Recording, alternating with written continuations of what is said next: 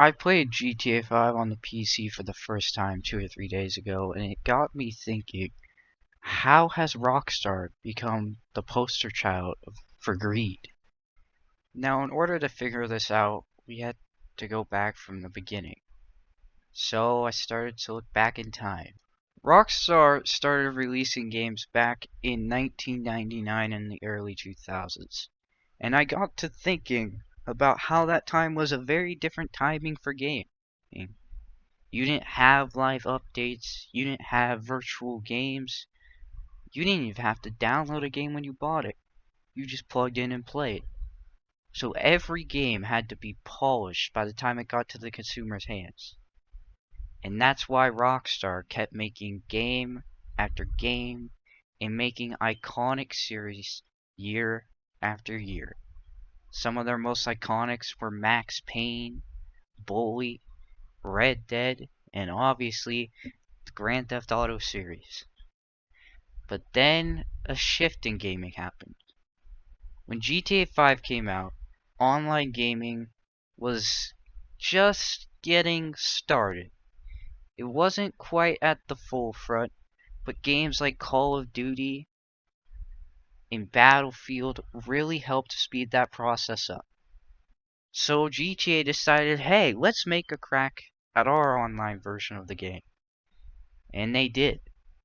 On October of 2013, that same year, they released Grand Theft Auto 5 Online.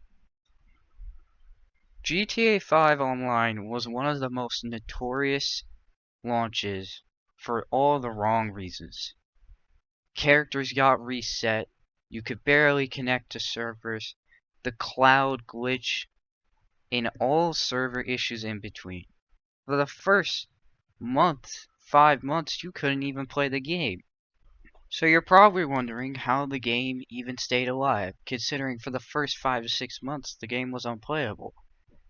Well, the game kept getting updated, and much like most games today, they would always be making new content for free, which at that time wasn't as usual as it is today.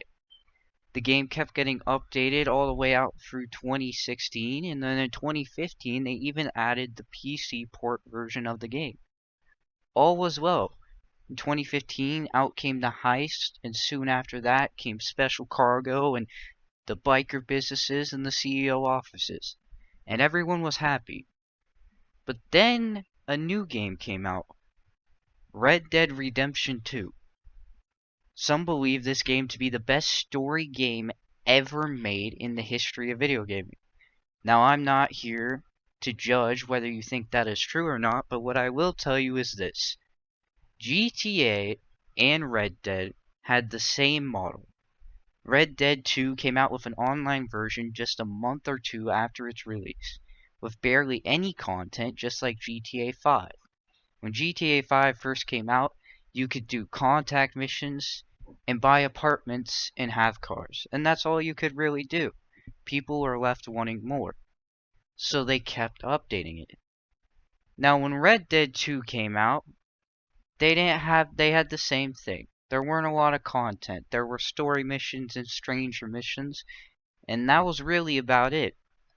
But they kept doing small updates to Red Dead Online, and then came the first big DLC for Red Dead Redemption 2, Frontier's Pursuits. And that might sound great. You might be thinking, well, okay, they're hashing out a new game. Well, they would only do that for a little bit longer. You see, a week before this update came out the casino heist for GTA 5. At this point, GTA 5 is 6 years old. People already believed that the game was getting milked and that Rockstar had become greedy. But people still played GTA 5. In fact, a lot of people still were on Rockstar's side. Then came out Cayo Perico, and in between that time for Red Dead came out Moonshiners, and that was really about it. The Cayo Perico came out, and Red Dead got the Naturalist DLC. And For Red Dead players, Naturalist DLC was basically an extension of a thing already in the game that was boring to most players, an extension of hunting.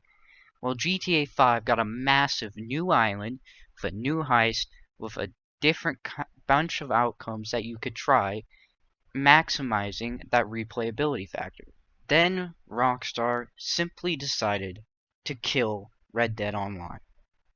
You see, GTA 5 was still making massive profits, while Red Dead was not even making anything close to that. Because not a lot of people were interested in the cowboy Wild West thing.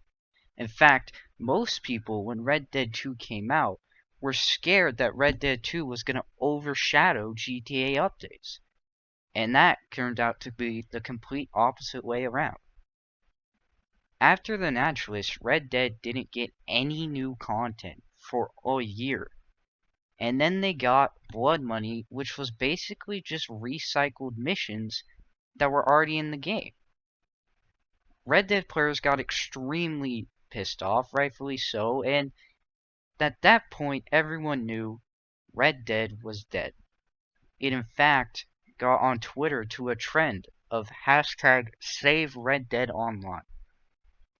And that's where it all started. That's when everybody figured out GTA 5 was Rockstar's sole focus. I mean, were they even gonna make a GTA 6? They obviously cared about the money, considering GTA 5 got the contract DLC bringing in a character from story mode that had been long wanted for years at that point, and are still updating GTA 5 regularly today. And now, Rockstar has admitted to killing Red Dead Online, saying that it won't get any massive updates, just very small ones here and there, as they're shifting all their attention to GTA 6. And after 9 years of milking the cow that was GTA 5, going nice and fine on those teats, they finally decided to move on. And we know what is going to happen. Once GTA 6 comes out, everyone's going to buy it, and they're probably going to break the sales record again.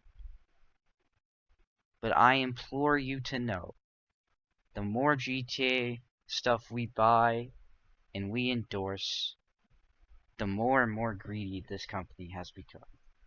And considering now that this company is only operating if green bags will show in front of them, I think it can just get worse from here. But that is how Rockstar went from a beloved company making great titles like Max Payne and Bully and Red Dead and the GTA Online series to only focusing on GTA 5 and milking the cow.